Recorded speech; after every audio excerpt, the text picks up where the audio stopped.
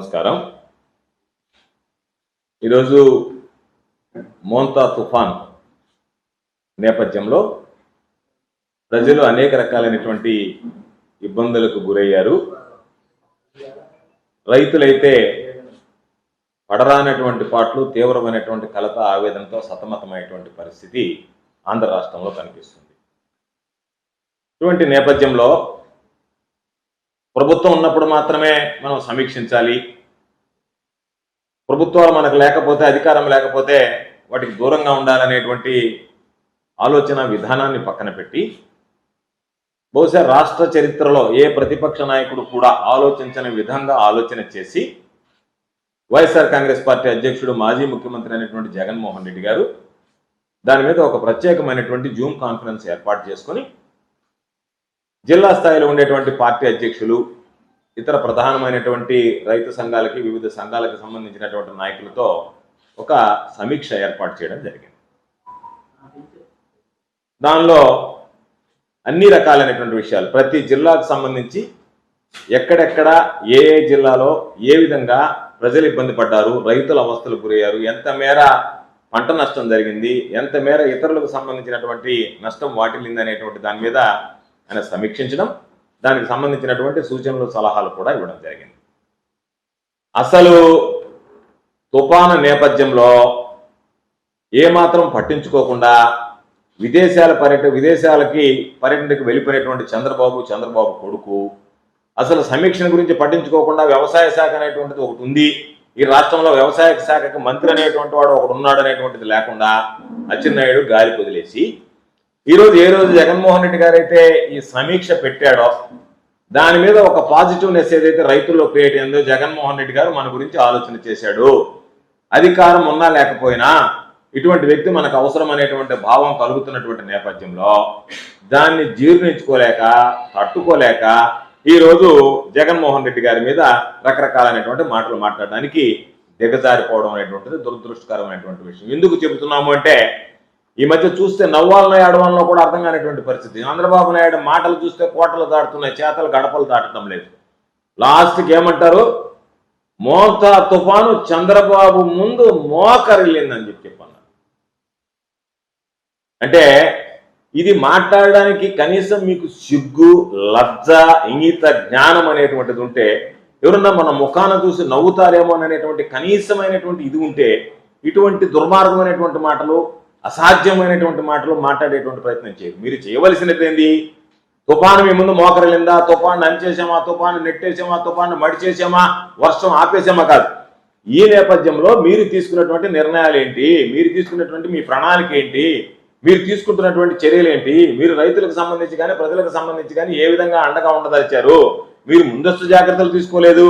తర్వాత కూడా ఈరోజు మీరు మాటల కోటలు దాటుతున్నాయి తప్ప మీరు ఎక్కడన్నా సరే ఈ ప్రభుత్వం వైఫల్యం చెందింది, వేరే మార్గం లేదు కాబట్టి మీకున్నటువంటి లక్ష్యం జగన్మోహన్ రెడ్డి గారిని తిట్టి పబ్బం గడుపుకోవడం తప్ప, జగన్మోహన్ రెడ్డి గారు సమీక్షించాడు కాబట్టి ఆయన మీద కడుపు మంటతో మాట్లాడడం తప్ప మరొకటి కాదు. మీరు పబ్లిసిటీ పిచ్చితో ఊగిపోతున్నారు. నిద్ర లేస్తే పబ్లిసిటీ తప్ప.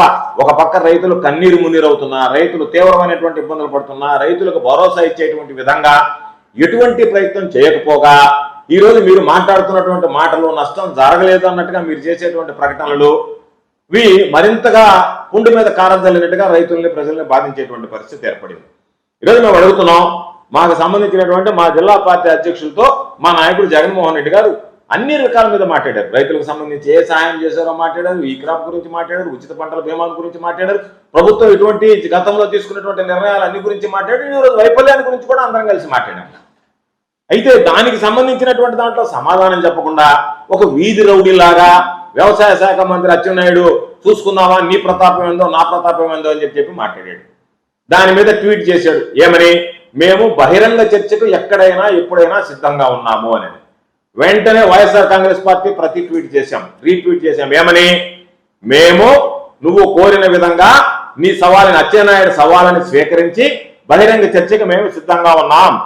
ఎక్కడ మాట్లాడదాం, ఏ ఛానల్లో, నీకు ఇష్టం వచ్చినటువంటి ఛానల్లో మాట్లాడదాం, లేదా నీకు ఇచ్చినటువంటి ప్లేస్ లో మాట్లాడదాం, నువ్వు ఎక్కడ వేదిక అంటే అక్కడ మాట్లాడదాం, నువ్వు ఇచ్చినటువంటి తేదీలో మాట్లాడదాం, నువ్వు ప్రకటించినటువంటి సమయానికి వస్తాం, అందరం కలిసి కూర్చొని మాట్లాడదామని అంటే పాపం అచ్చెన్నాయుడికి పాత సామెత గుర్తుకొచ్చింది, కుక్క కాటుకు చెప్పు దెబ్బ అన్నట్టుగా.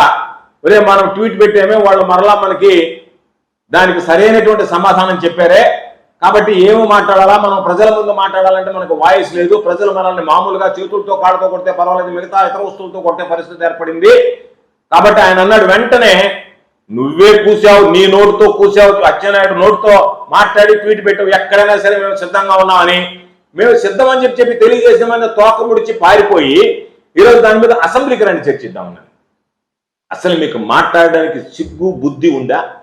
మీరు మాట్లాడినటువంటి మాట మీద మీరు నిలబడే, చంద్రబాబు నాయుడుకి ఏ రోజు మాట మీద నిలబడేటువంటి అలవాటు లేదు. చంద్రబాబు నాయుడుకి సంబంధించినటువంటి మీ మంత్రులు కూడా అటువంటి వాళ్ళు, మీకు చేత కానటువంటి వాళ్ళు, ధైర్యం లేనటువంటి వాళ్ళు, దమ్ము లేనటువంటి వాళ్ళు, చావ లేనటువంటి వాళ్ళు. మీరు ఎందుకు అసలు మామూలుగా ఛాలెంజర్కి పిలిచి తోక ముడిచి పారిపోతారు? ప్రజలు మరింత పాల్సన కావడం లేదా? ఇది మీకు అసహ్యమని అనిపించడం లేదా?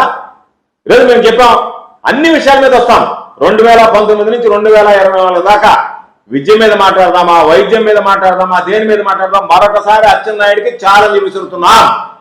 ఏ విషయం మీదైనా సరే, వ్యవసాయ రంగం మీద మాట్లాడదామా, ఇతర రంగాల మీద మాట్లాడదామా, 2019 నుంచి 2024 వరకు మా ప్రభుత్వంలో, మా పరిపాలనలో తీసుకొచ్చినటువంటి సంస్కరణలు, ప్రజలకు అండగా నిలిచినటువంటి విధానాల గురించి మాట్లాడడానికి నేను మరలా చెప్తున్నా, నీకు నచ్చినటువంటి ఛానల్ దగ్గరికి వస్తాం. తేదీ నువ్వే ప్రకటించు, స్థలం నువ్వే ప్రకటించు, సమయం నువ్వే ప్రకటించు, మాకే ఇబ్బంది లేదు, ధైర్యంగా రాగలుగుతున్నావు. కాబట్టి నువ్వు మాట మీద నిలబడేటువంటి వాడు అయితే, మాట తప్పనటువంటి వాడు అయితే నువ్వు చెప్పినటువంటి విధంగా సిద్ధపడు. దానికి ధీటుగా మేము సమాధానం చెప్పడానికి సిద్ధంగా ఉన్నాం.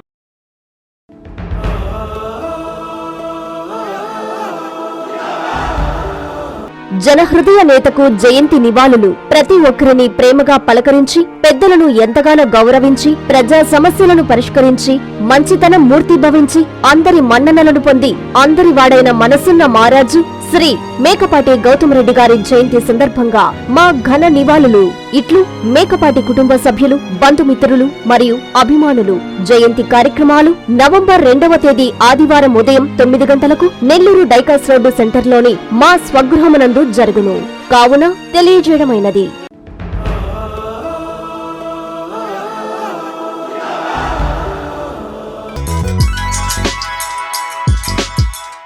Hi Nilor, please subscribe to N3 TV.